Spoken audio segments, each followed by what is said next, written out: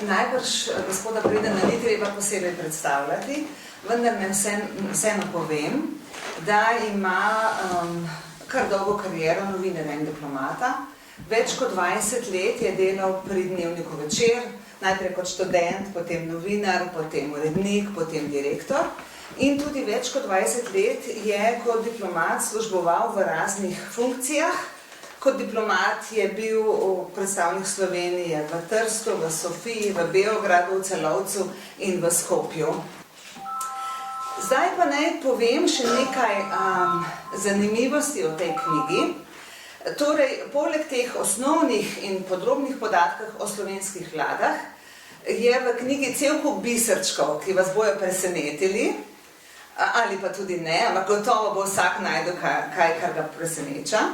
Naprimer, če boste prebrali, ko boste prebrali knjigo, boste ugotovili, da je imela tudi Slovenija svoje globoko grlo.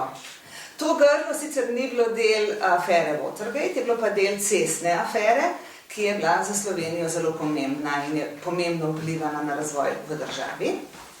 Ko boste prebrali knjigo, boste izvedeli, da v nekem obdobju je imela Jugoslavija četrto najhitreje rastoče gospodarstvo na svetu.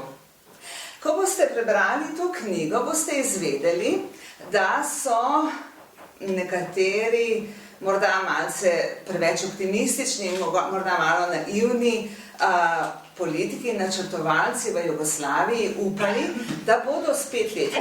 Prva 5-letka se je začela leta 1947, tako močno pospešili gospodarstvo, da po njihovem bi lahko Jugoslavija ujela razvoj Združenih držav Amerike v samo 12 letih.